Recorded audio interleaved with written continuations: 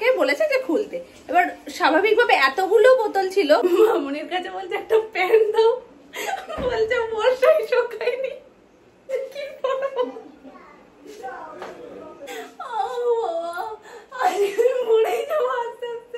Good afternoon everyone, কেমন আছো সবাই? এই সবাই খুব ভালো আছো, সুস্থ আছো। এখনো রান্নাবান্না কিছু শুরু হয়নি। কালকে সোনাই ঘুমিয়েছে 4টের সময়। আর দেখবে একবার ঘুমটা কেটে গেলে না সহজে আর ঘুম আসে না। আমার ঘুমাতে ঘুমাতে মোটামুটি 5টা 10 হয়ে গেছে। মানে তখন মোটামুটি পাখি ডাকছে বাইরে থেকে, আমি আওয়াজ পাচ্ছি ঘরে শুয়ে। আমি ভাবছি কি একটা টাইম হয় দেখবে যদি ঘুম না আসে না, তখন মনে হয় কি আমার আর আসবেই না ঘুম। আর আশেপাশে যদি সবাই ঘুমায় তখন আরো যেন বেশি বিরক্তি লাগে। এটা আরো ছোট মানে বয়স যখন ছিল না তখন বেশি হতো। যদি আমার আগে সবাই ঘুমিয়ে পড়তো আমি ঘুমাতেই পারতাম না। এখন যেহেতু ওই সোনাই আসার পর থেকে এই জিনিসগুলো আমার মধ্যে অনেকটা কেটে গেছে, যে ওকে ঘুম পাড়িয়ে যেহেতু আমি ঘুমাই ততক্ষণে সুমনও ঘুমিয়ে পড়ে। তো আমার এখন ওই ব্যাপারটা অনেকটা হালকা হয়ে গেছে। এখন আর খুব একটা অসুবিধা হয় না যে সবাই ঘুমাচ্ছে আমি কি করে ঘুমাবো। কিন্তু তাও কালকে ঘুমাতে ঘুমাতে একটু অসুবিধা হয়েছে। মোটামুটি 5টা 10 15 হয়ে গেছে, পাখির ডাক শুনতে শুনতে ঘুমিয়েছি। যাই হোক, মামনি গেছে স্নানে। এই যে এখনো রান্নাঘরের রানী আসেননি, যার কারণে রান্নাঘরটা একটু ফাঁকা ফাঁকা। সোনামা ওখানে চিকেন ধুচ্ছে, চিকেনও এনেছে, পাশে গিলা মেটেও এনেছে। এরপর রান্না স্টার্ট হবে। আর এখানে পেঁপেটা কি হবে গো? কাকু আবার হেসে চলে গেল। মাংসে পেঁপে দেওয়া হবে? পাতলা করে করবে? দেখো আমার রিয়াকশনটা দেখো, হেলদি খাবার দাবারের প্রতি আমার রিয়াকশনটা এইরকম হয় যে মাংসে পেঁপে দেওয়া হবে। সপ্তাহে মাংসের দিনটায় না যদি পাতলা ঝোল হয় বা তার মধ্যে যদি কিছু এমন পড়ে যে একটু হালকা হালকা, তখনই মনটা খারাপ হয়ে যায়। একটু রসাকষা হবে তবে না ভালো লাগে। দিতে বলেছে কাকু গান গাইছে, একটু জোরে গাও, একটু জোরে গেলে তো আমরাও শুনতে পাই। তুমি বলো সপ্তাহে মাংসের ডেটে যদি পেঁপে দিয়ে পাতলা ঝোল হয় সেটা কি মানায়? না না, এমনি মুরগির মাংস। হ্যাঁ না না, স্যুপ করবে মানে বাপি কাকাই পছন্দ করে। আলুও দেবে পেঁপেও দেবে, দিয়ে তোমার মানে দুটো করে দিতে হয়। একটা একটু কষা কষা হয় আর একটা একটু হালকা হয়। ওরা খুব ভালো খায়, সুমন ভালো খায়, সোনু ভালো খায়, ভাগ হয়ে যায়। ভাবছো তো যে সোনাই ওপরে ঘুমাচ্ছে, আমি নিচে কি করছি? বাবা গেছে সোনাইয়ের কাছে, না হলে না খুব মুশকিল হয়ে যায়। যাদের নিচে ঘর, বাচ্চা ছোট থাকলেও নিচে ঘরে, মানে যেমন যখন স্টার্টিং ডেজে আমরা এই ঘরটাতে শুতাম, তোমরা তো দেখেছো আতুরে আমরা এই ঘরটাতে ছিলাম। আতুরের পরও আমরা এই ঘরটাতে বেশ কিছুদিন ছিলাম। যখন খুব গরম লাগতো, মশারি টানানোর পর হাওয়া একদমই ঢুকতো না, তখন ওপরে গেছি। তার আগে পর্যন্ত এইখানেই ছিলাম। আর তখন একটা সুবিধা কি হতো, সোনাই যদি এখানটায় ঘুমাচ্ছেও আমি উঠে এখানে টুকটাক টেবিলে বসে কাজগুলো করতে পারতাম। যে এখান থেকে আমি ডিরেক্ট এই ঘরটাতে তাকিয়ে দেখতে পারতাম। যদি ও ওঠে, ও একবার একটু আওয়াজ দেবে, আমি তাহলে চলে আসবো। কিন্তু ওপরের ঘর হওয়াতে একটা অসুবিধা কি হয়ে যায় বলো তো, ওপর থেকে আমি নিচে এসে যদি কিছু করি, ও যদি ওখান থেকে ডাকও দেয়, এখন তো অতটা বড় হয়নি, ওখান থেকে যদি ও কান্নাও করে বা মাম্মাও করে, তাহলে আমি শুনতে পাবো না। তো আমাকে যা করতে হবে ওপরের ওর মধ্যেই করতে হবে, যে যেটুকু যা কাজ থাকবে। তো এখন যেহেতু বাবা গেছে, তাই জন্য আমার সুবিধা যে না আমি চট করে স্নান টান করে কাজগুলো সারতে পারবো। রেনি লিলির গোলাপিটা ফুটেছে, চলো তো নিয়ে আসি। আজকে রেনি লিলির হলুদটা ফোটেনি, কিন্তু গোলাপিটা ফুটেছে। ওরে বাবা রে, এত ভিতরে! আমাকে এখন দেখো অবস্থাটা, দুটো গাছ, ওটা কোন ভিতরে। এখন হামাগুড়ি দিতে হবে সোনাইয়ের মতন, উড়ি উড়ি উড়ি।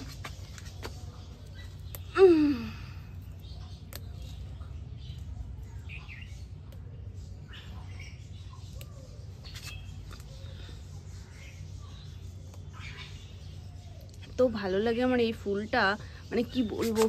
আগে এই কালারটাই ছিল, হলুদটা ছিল না। তারপর একটা জায়গায় হলুদ দেখে সেই গাছ খুঁজে খুঁজে নার্সারি থেকে নিয়ে এসেছি।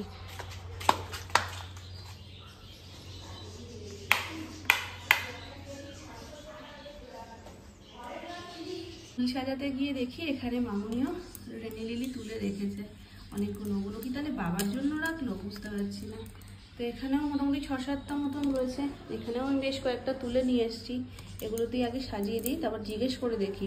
কারণ গাছে অন্য জায়গায় ফুল রয়েছে কিনা দেখলামও না খেয়াল করে। কারণ বাবা তুলসী মঞ্চটা ফুল দিয়ে সুন্দর করে সাজায়, তাই গাছে পুজোর ফুল নেওয়ার পরেও বেশ কিছু ফুল থাকে। তুলসী মঞ্চ সাজাবে বাবা, এসে পুজো টুজো করবে, সেই জন্য। তো মোটামুটি হাফ সাজানো হয়ে গেছে। আজকে গোপুসোনা লিলি ফুলের জামা পরেছে, দেখো একদম মনে হচ্ছে না বারবি ড্রেস, এক ধার দিয়ে এরকম হাতাটা নেমে যাচ্ছে। আগের দিন হলুদ লিলিটা দিয়েও এইভাবে সুন্দর করে সাজিয়েছিলাম, সেদিনকে আর তোমাদের সাথে শেয়ার করিনি, ফোনটা নিচে চার্জে ছিল, তো আজকে নিয়ে এসেছি বলে আজকে তোমাদেরকে দেখিয়ে দিলাম। দেখো কি মিষ্টি লাগছে না গোপুসোনাকে। আজকে অল্প ফুল ফুটেছে ঠিকই, কিন্তু অল্পের মধ্যেও কিন্তু বেশ ভালো লাগছে সিংহাসনটা। লিলি যেহেতু একটু বেশি ছিল তো এই দুধার দিয়েও দিয়ে দিয়েছি দেখতে। তোমাদের মধ্যে থেকে একজন আমাকে কমেন্ট করেছিলে, দিদি আমার মা তোমাদের ফুল গাছ দেখে, এই ছাদ বাগান দেখে ছাদে গাছ লাগাতে শুরু করেছে। তো কাকিমার ইচ্ছে যে আমি যেন একটু ঘুরিয়ে ছাদ বাগানটা কাকিমাকে দেখাই, তো আমি নিশ্চয়ই দেখাবো, কেন দেখাবো না। তবে ফুল থাকা অবস্থায় দেখলে তুমি আরো বেশি ভালো মানে বুঝতে পারতে কি কি ফুল গাছ আছে, আরো দেখতে বেশি ভালো লাগতো। এই জাস্ট কিছুদিন আগে বেশ কয়েকটা ব্লগে আমি পুরো ফুল থাকা অবস্থায় খুব সকালবেলা এসে তোমাদের সাথে সবটা শেয়ার করেছি। ওগুলো দেখলে না মন ভরে যায় একদম। অবশ্যই সেই ভিডিওগুলো দেখতে পারো, আশা করি খুব ভালো লাগবে। বিশেষ করে এই যে টাইম ফুলগুলো সকালবেলায় এত সুন্দর ফোটে, পুরো মনে হয় যেন গোলাপ গাছে গোলাপ ভর্তি হয়ে রয়েছে। এই যে রজনীগন্ধা স্টিক, এগুলো স্থলপদ্ম গাছ, এই একটা রয়েছে মাধবীলতা। এই যে এখানে আর একটা মাধবীলতা পাওয়ার জন্য এই দেখো এই বড় ডালটা দিয়ে দিয়েছে যাতে এখান থেকে বেয়ে একেবারে ছাদে উঠে যায়। এটা হলো শিউলি ফুল গাছ, দুবার হয় বছরে এই শিউলি ফুল গাছটাতে। পুজোর আগে আগে একবার ফোটে, আরও একবার পরে ফোটে, মানে মোটামুটি বছরে দুবার এই গাছটাতে একদম ভর্তি ফুল দেয়। এখানে গোলাপ গাছ রয়েছে, গোলাপ গাছ অনেকগুলোই রয়েছে, এখন ফোটে ছোট ছোট ফোটে, মানে সিজনে যেরকম একদম থোক থোক বড় বড় হয় না সেরকম এখন হয় না, কিন্তু তাও ফুল দিয়ে যাচ্ছে। এখন এই দেখো করি, বাবা প্রচুর খাটে গাছের পিছনে। বৃষ্টি হলে বৃষ্টিতে ভিজে ভিজে, কারণ বৃষ্টি বাবা পছন্দও করে আর বৃষ্টিতে ভিজে ভিজে গাছের কাজ করে। জবা গাছ যেটা নিত্য পুজোয় লাগে, মানে যেটা বড় মায়ের পুজোতে লাগে। আর এখানেও রয়েছে, এই দেখো আজকে একটা ফুল ফুটেছে, কুড়িটা দেখো, মন ভরে যায় না দেখলে? মনে হয় যেন কেউ কোনো কিছু হাতের কাজ করে আটকে রেখেছে গাছটার মধ্যে, এত সুন্দর লাগে। আর এই যে ফুলটা ফোটার পর, এই ফুলটা যদিও পুজোর কাজে লাগে না, কিন্তু দেখতে এত ভালো লাগে। এদিকেও আছে রজনীগন্ধা স্টিক, এখানেও মোটামুটি প্রত্যেক দিনই আমাদের কম বেশি ফুল দেয়। দুটো এখানে দেখলে ওপাশে দুটো রয়েছে, মোট 6টা গাছ। মোটামুটি আমাদের যা ফুল দেয় না পুজোয় হয়ে যায়। এখনও গাছে তোমরা বেশ কিছু ফুল দেখবে। এখানে রয়েছে শ্বেত অপরাজিতা, এই যে নীলকণ্ঠ, সাদাকণ্ঠ এবং থোক কণ্ঠ সবই রয়েছে মোটামুটি। এদিকে রয়েছে কাঞ্চন ফুল গাছ, এদিকে রক্ত জবা, এটা একদম থোক লাল হয়। আর ওবেলার জন্য এই যে সন্ধ্যা মালতী দেখতে পাবে। আর এই যে এই একটা মাধবীলতা, যেটা একদম দেখো বাড়িতে বাড়িতে ওপরে উঠে গেছে। আর এই হচ্ছে বেলফুল গাছ, যেটার গন্ধে মোটামুটি পুরো ছাদ বাগান মমা করে। তো মোটামুটি ছোট্ট করে আমি একটা ছাদ বাগানের ট্যুর করে দিলাম। অবশ্যই কাকিমা তুমি বলো কেমন লাগলো তোমার। বৃষ্টি যে হচ্ছে কে বলবে, এত গরম, এইটুকু টাইমে আমি পুরো ঘেমে স্নান করে গেছি।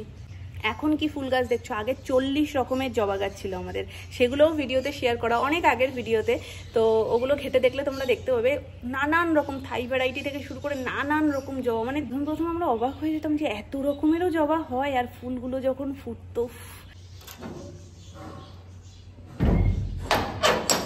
দাদা কি বলে ডাকবে, বনু বলে না রানী বলে? রানী বলে। ওলো বাবা, ওলো বাচ্চা। সকালে উঠে তুমি কাকে দেখেছো আজকে? দাদু ভাইকে দেখেছো? মামাকে দেখোনি? দেখোনি? তো মন খারাপ করছিল? ওলো বাবা, ওলো বাবা, ওলো বাচ্চা। পুন্টু পুন্টু, তোমরা জানো শানভি নাকি এখন একদম ছোট বেবি হয়ে যায়। সেই ছোট বেবিটা কথা বলতে পারে না, ফোকলা বেবি, দাঁত থাকে না তার, কিরকম উয়া উয়া করে করে আওয়াজ। ওলো ওলো বাচ্চা, ওলো ওলো বাচ্চা। আহা হা হা, কি সুন্দর গন্ধ,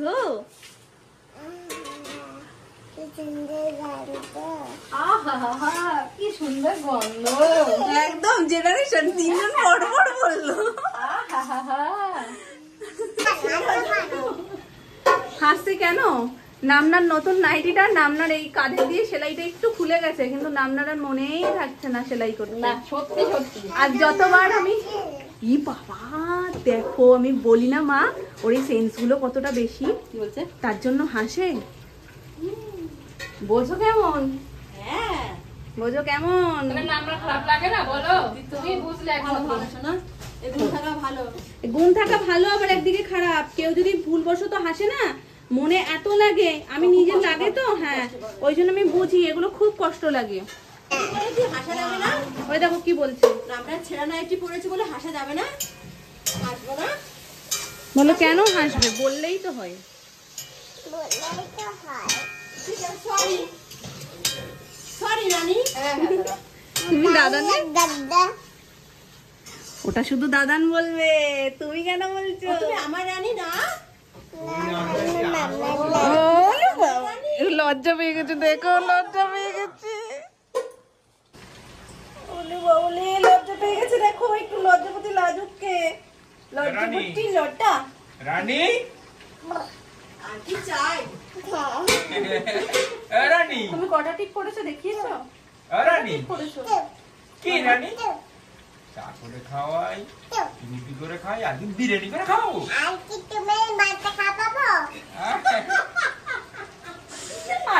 মাথাটা এই অন ক্যামেরা এটা কি বলছো তুমি? হ্যাঁ আমার সামনে এই দেখো দেখাচ্ছে কি, দেখো, ওর পায়ে লাভ, ওর কপালে লাভ, এই যে এই দেখো এখানে লাভ, লাভেশ্বরী আমাদের।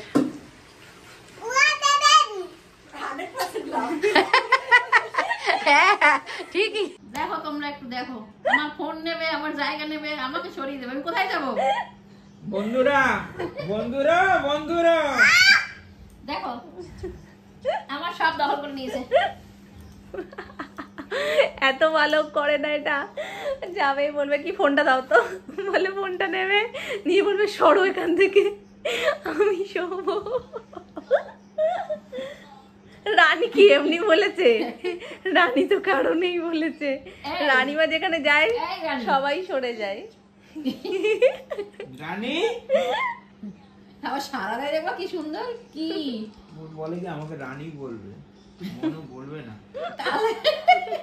একটা সিক্রেট প্ল্যান করেছি যেটা কাউকে এখনো পর্যন্ত বলিনি, মানে কেউ জানে না, একটু টেরও পেতে দিইনি। সোনামা বললো যে কাকাই বাড়িতে রয়েছে, আজকে ছুটির দিন, চলো লুডো খেলবো। আমি বলছি লুডো খেলবো, তবে একটু আমায় সময় দাও, আমি এক্ষুনি আসছি। তো বলছে কি করতে যাচ্ছ? আমি বলছি কি করতে যাচ্ছি সেটা তো সিক্রেট, সেটা বলা যাবে না, তো তোমাদেরকেও বলবো না এখন আমি কি করছি। তো চটপট সেটা আমি করবো, তারপর তোমাদেরকে আমি বলছি। অনেক গরম হয়ে গেছে।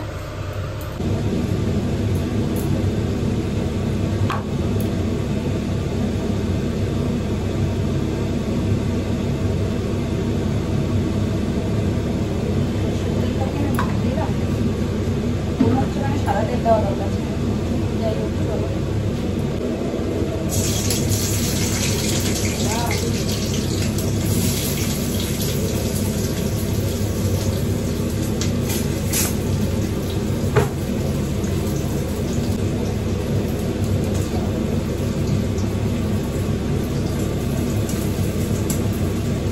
জিনিস আমি করতে নিয়েছি যেটার গন্ধ আমি চেপে রাখতে পারবো না, ওখান থেকে সোনামা একবার গেস করেছে, করে বলছে অ্যানি তোর মা কি এটা করছে? আর আমার মেয়ে তো কিছু বুঝুক না বুঝুক বলে দেয় হ্যাঁ ওটাই করছে। তো যাই হোক আমি নিজে থেকে কিছু বলবো না বাবা, আমি আগে করে ঠরে নিই তারপরে চমকে দেবো। কমপ্লিট আমি হাঁড়ি বসিয়ে দিয়েছি, আর একদম মিনি একটা হাঁড়ি, যেটা কোনোদিন আমাদের বাড়িতে দেখোনি এরকম ছোট্ট হাঁড়ি বসতে। তো ছোট্ট হাঁড়িতে কি বসিয়েছি চলো এবার তোমাদেরকে বলে দিই। আসলে মাঝখানে একদিন আমি প্ল্যান করেছিলাম যে রাত্রিবেলা আমি বিরিয়ানি বানাবো। এবার সেদিনকে যেহেতু ইলিশ পোলাও হয়েছে, আমি ওই জন্য আর ওটার চান্স পাইনি। সকালবেলা যখন মামুনি আমাকে হঠাৎ বললাম সেদিনকে পুরোপুরি ওটা সারপ্রাইজ ছিল যে ওরকম বড় বড় ইলিশ মাছ, আর যেখানে বলে দিয়েছে লোকটা থাকবে না, তো সেটার জন্য আমি সেদিনকে মামুনিকে বলছিলাম জানো আমি এরকম প্ল্যান করেছিলাম, কাউকে কিছু বলবো না, রাত্রিবেলা আমি এরকম একটা সারপ্রাইজ দেবো। তো মামুনি বললো যে ঠিক আছে, তুমি তো অত ভালো খাও না, তোমার যদি মনে হয় তাহলে একটু করে নাও বা একটা কিনে নিয়ে চলে আসো। তাই বললাম না থাক, আমি ইলিশ পোলাওটাই খাবো, আর ওটা আমি অন্য একদিন কোনো সময় হঠাৎ করে করবো।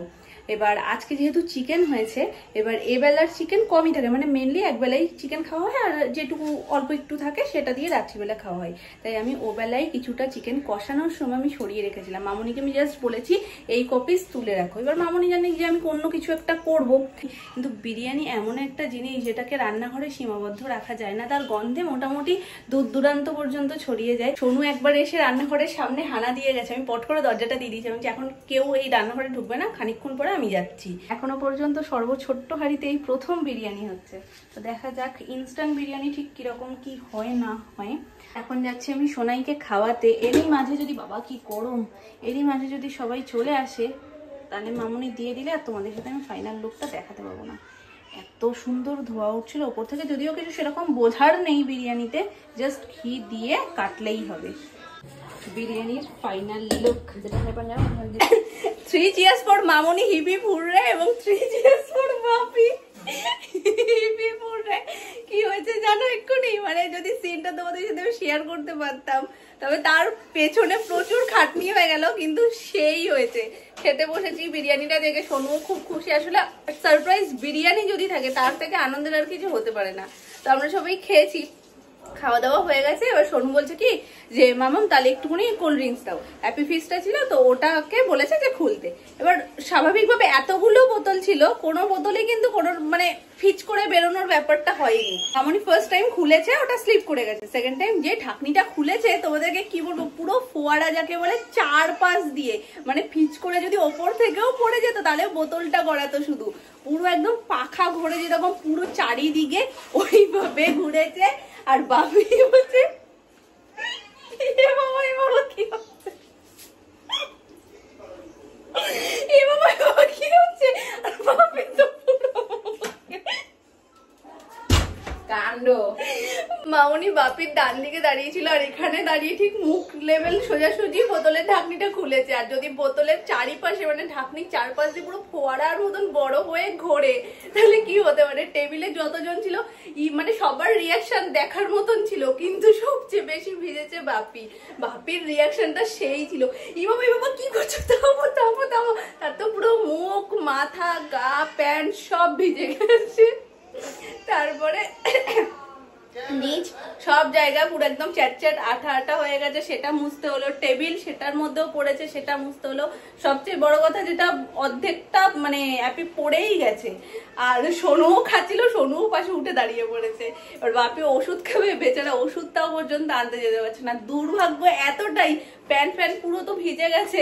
মামনির কাছে বলছে একটা প্যান্ট দাও, বলছে বর্ষায় শোকায়নি, বলছে বর্ষায় প্যান্ট শোকায়নি, বলছে কি পরবো, বলছে কি পরবো, সরু মাঝে বলছে গামছা পরো। মরেই যাবো আস্তে আস্তে। ও আর আমাকে, আমি হাসি কন্ট্রোল করতে পারছি না। তোমরাই বলো এত কিছুর পর হাসিটা কন্ট্রোল করা যায়? আমি হাসছি, বাপি বলছে হেসেই পাচ্ছে না, হেসে কুটুকুটি হয়ে যাচ্ছে। বাবা এখন অবস্থা, বলছে তাহলে লুঙ্গিটা পরো, প্যান্ট তো আধশোকা অবস্থায় সব বড় বড় মেলা। এখন বর্ষারও দোষ, প্যান্ট কেন শোকায়নি। তার মধ্যে এই সব ওই মাথা থেকে এই মাথা পর্যন্ত সব এখন মাউনি এবার মুছলো। টেবিলে তো মুছলো, টেবিল তো এমনিই এঁঠো ছিল, সবাই যেহেতু খাচ্ছিল তো টেবিল তো মুছতেই হতো। উপরি এই নিচটা পুরোটা নিচু হয়ে মোছা। তার মধ্যে আবার বাপি ওষুধ খাবে, সে ওষুধটা খেতেও যেতে পারছে না, কারণ নিচ আঠা আঠা করছে। রকমের ওষুধটা খেয়েছে, ওষুধটা খেয়ে যে ওষুধ রাখতে যাবে সেটাও রাখতে যেতে পারছে না। বলছে কি এখনো কি আছে ওখানে, মানে আতঙ্ক হয়ে গেছে। আমি ওই আওয়াজটা যতবার মনে পড়ছে, কি করছো, থামো থামো থামো। আমার এত হাসি পাচ্ছে বাবা, হাসতে হাসতে আমার পেট ব্যথা হয়ে গেছে। উফ, দেখো তো এটা কি ফল, তোমরা কমেন্ট করে জানিও। দুদিন ধরে এনে রেখেছে, কাটবো আর কাটাই হচ্ছে না। এখন বাজে 12টা, এখন বলছে এটা খাবে, তাই এখন কেটে দেবো। এই দেখো দেখাচ্ছিল, তোমরা কে কে বুঝতে পারলে একটু বলো তো। এই যে দেখো কেটেছি, এইরকম ভেতরটা। নামটা বলে দি, গাব। গাব দানাটা বেশি। এই যে এটা হলো বিলাতি গাব, তাই তো? হ্যাঁ বিলাতি গাব, দানাটা বড় বড় আমরা বলি, তোমরা কি বলো জানিও। আচ্ছা, এর মধ্যে দেখো দানাটাই মানে গায়ে মাংস কম, এই দানা বেশি, এজন্য এটা কেউই খেতে চায় না। এই তো এনে রেখেছি, কেউ খাবে না। কিন্তু আমি একটা টেস্ট করবো, আমি বুঝতে পারলাম না না। কিরকম কি। ওই জন্য আমি আর সোনামাপ কি বলছি, যে 2 দিন ধরে এনে রেখেছি, কেউ ধরছে না। এতে যদি কতগুলো পকোড়া এনে রাখতো, চিকেন পকোড়া, তাহলে উড়ে যেত। আমরাও দেখতে পেতাম না সেটা। অরিজিনাল গাবের সেন্ট আছে। কোনো টেস্ট আলাদা নেই, দেখো দেখ কিরম একটু আমার বানিয়ে চাল দিই, তো গায়ে আমারটা। মুছলে তুমি চাল দিলা